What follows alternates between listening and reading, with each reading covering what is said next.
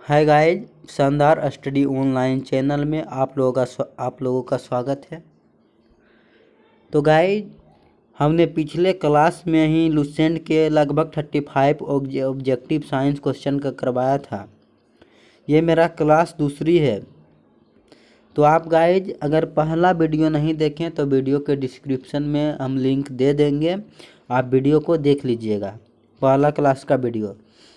और गाइज अगर आप कोई भी एग्ज़ाम का तैयारी करते हैं, जैसे अभी रनिंग में है एसएससी सीजीएल है, सीएचएसएल है, बिहार पुलिस का है, बिहार दरोगा जो आने वाला वैकेंसी है, सिविल कोर्ट का चल रहा है, और जीके जीएस हर एक एग्ज़ाम में पूछा जाता है।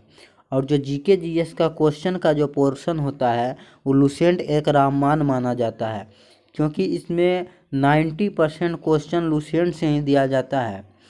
तो इसी एग्ज़ाम को ध्यान में रखते हुए मैंने ये प्रैक्टिस चेक सेट अपने चैनल पे चालू किया है।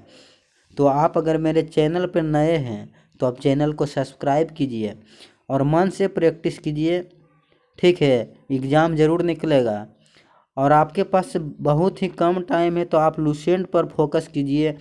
आप उसी को 2-3 बार पढ़िए, वीडियो को 2-3 बार देखिए, आपको सब क्वेश्चन याद हो जाएगा, ठीक है गाइज। तो चलिए देखते हैं क्या क्वेश्चन है आज। अब मेरे चैनल पे बने रहिए, ठीक है। तो चलिए क्वेश्चन देखते हैं आज। तो गाइज आज साइंस का वेरी इम्पोर्टेंट क्वेश्चन है। तो आज हम पहला क्वेश्चन देखते हैं। वस्तु को गर्म करने पर उसके अणुओं की, अगर हम वस्तु को गर्म करते हैं तो उसके अणुओं पर क्या प्रभाव, अगर हम गाइज वस्तु को गर्म करते हैं तो उसको अणुओं की जो चाल होती है वो बढ़ जाती है, उसको अणुओं की चाल बढ़ जाती है। दूसरा नंबर क्वेश्चन है गाइज, किसी वस्तु का ताप किसका सूचक है, किसी वस्तु का ताप किसका सूचक है। इसका जो राइट आंसर हो जाएगा उसके अणुओं के औसत गति की ऊर्जा का। किसी वस्तु का जो ताप होता है उसके अणुओं की औसत गतिज ऊर्जा का ताप होता है। तीसरा नंबर क्वेश्चन है गाइज कि किसी वस्तु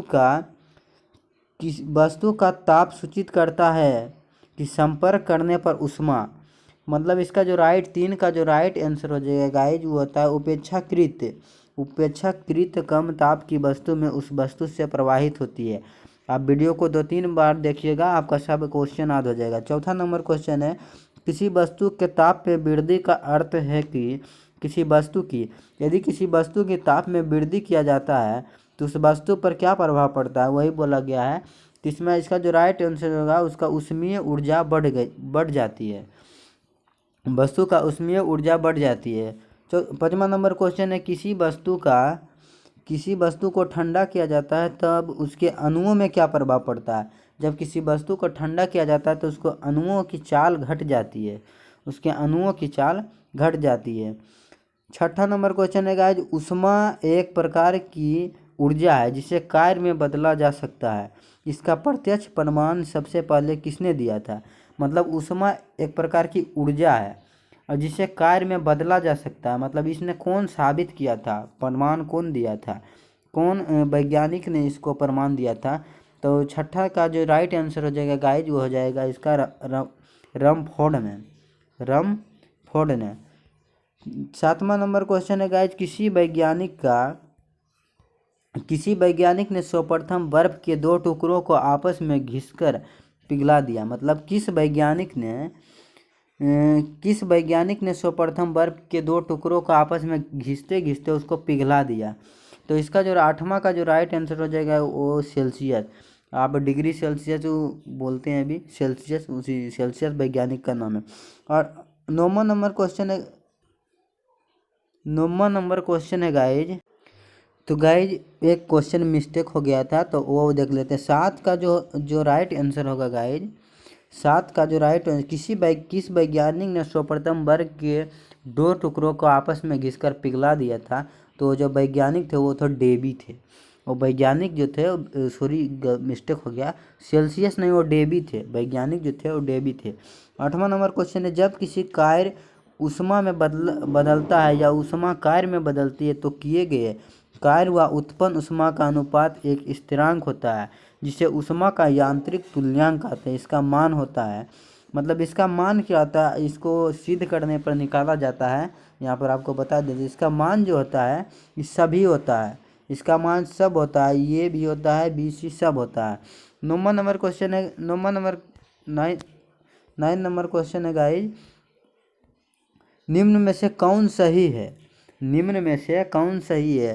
तो इसका जो 9 का राइट आंसर हो जाएगा ए, डब्लू कार हो गया, जे जूल हो गया, ठीक है। इसका जो राइट आंसर हो जाएगा ए हो जाएगा गाइज। अब देखते हैं 10वां नंबर को, तो जब कुछ पानी का लगातार मंथन किया जाता है तब उसका ताप बढ़ जाता है इस क्रिया में। तो इसका जो राइट आंसर हो जाएगा, जब किसी पानी पर मंथन किया जाता है तो इसका ताप जो होता है वो बढ़ जाता है। इसका जो राइट आंसर हो जाएगा सी हो जाएगा। यांत्रिक ऊर्जा का रूपांतरण उष्मा ऊर्जा में होता है, उष्मा ऊर्जा होता है। 11वां नंबर क्वेश्चन है, वाष्प इंजन में उबलते हुए जल का तापमान किस कारण से उच्च हो सकता है। तो वाष्प इंजन में उबलते हुए जल का तापमान जो होता है उसका जो राइट आंसर हो जाएगा गाइस, जो होता है बॉयलर के अंदर उच्च दाब होता है, जिसके कारण उसका तापमान जो होता है उसका उच्च हो जाता है। 12 नंबर क्वेश्चन है गाइस, 12वां नंबर क्वेश्चन है कि शीतकाल में हैंडपम्प का पानी गर्म होता है क्योंकि, मतलब आप देखते होंगे कि ठंडी के समय में हैंडपम्प जो समरसेबुल होता है उससे आप उसको चलाइएगा तो गर्म पानी निकलेगा, क्यों निकलता है। तो 12 का क्वेश्चन होगा, पृथ्वी के भीतर तापमान वायुमंडल के तापमान से अधिक होता है, मतलब पृथ्वी के अंदर जो तापमान होता है ऊपर का तापमान से अधिक होता है वायुमंडल के तापमान से। 13 नंबर क्वेश्चन है गाइज कि एसआई सिस्टम में तापमान की इकाई क्या है। तो एसआई सिस्टम में तापमान की इकाई क्या है। तो इसका जो राइट आंसर होगा गाइज, इसका होगा केल्विन। इकाई सिस्टम में तापमान की इकाई केल्विन होता है, इसका जो राइट आंसर हो जाएगा केल्विन। 14 नंबर क्वेश्चन है गाइज, 14 नंबर क्वेश्चन है,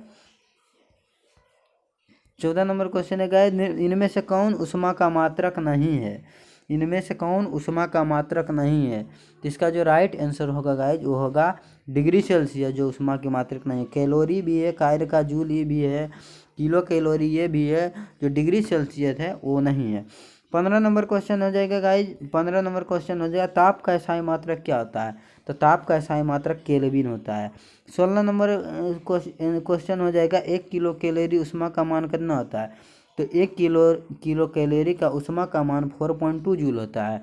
इसका जो राइट आंसर, सॉरी 4.2 जूल नहीं, मतलब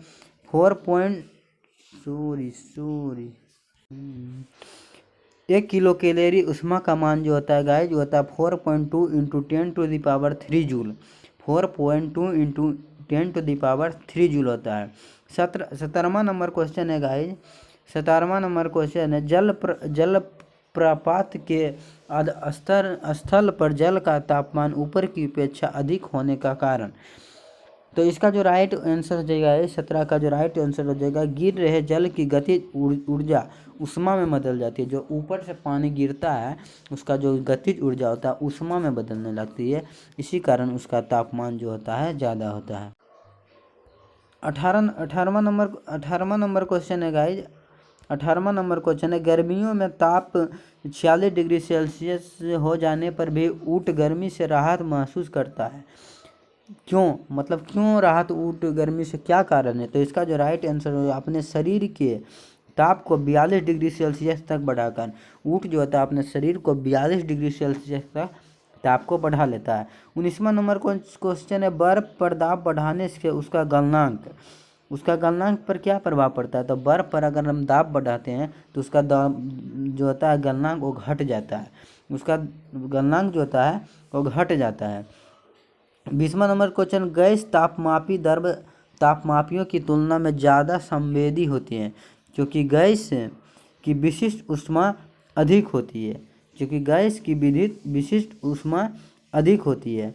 इसका जो राइट आंसर हो जाएगा गाइज, 20 का जो राइट आंसर होगा वो होता है, गैस तापमापी द्रव तापमापियों की तुलना में सबसे ज़्यादा संवेदनशील होती है क्योंकि गैस का प्रसार गुणांक अधिक होता है, क्योंकि गैस का प्रसार गुणांक अधिक होता है। 21 नंबर देखिए, ताप युग्म तापमापी किस सिद्धांत पर निर्भर करता है। ताप युग्म तापमापी जो होता है किस सिद्धांत पर निर्भर करता है। तो इसका जो राइट आंसर हो जाएगा गाइज वो होता है सीबेक के प्रभाव पर, सीबेक के प्रभाव पर निर्भर करता है। 22वां नंबर क्वेश्चन देखिए, अत्यधिक अत्यधिक ऊंचे तापों की माप की जाती है। अत्यधिक ऊंचे तापों की माप की जाती है, जिसका जो राइट आंसर हो जाएगा गाइज वो हो जाएगा पूर्ण विकिरण उत्तम मापी से। पूर्ण विकिरण उत्तम मापी से। 23वां नंबर क्वेश्चन है, पूर्ण विकिरण उत्तम मापी किस सिद्धांत पर कार्य करता है? मतलब पूर्ण विकिरण उत्तम मापी किस सिद्धांत पर आधारित है? इसका जो राइट आंसर हो जाएगा वो स्टीफन के नियम पर। स्टीफन के नियम पर हो जाएगा। 24वां नंबर क्वेश्चन हो जाएगा, 25 तक करवाएंगे। 24वां नंबर क्वेश्चन हो जाएगा, इस दूर की वस्तुओं जैसे सूर्य आदि का ताप किस तापमापी के द्वारा मापा जाता है? दूर की वस्तुएं जैसे सूर्य आदि का तापमान किस तापमापी द्वारा मापा जाता है?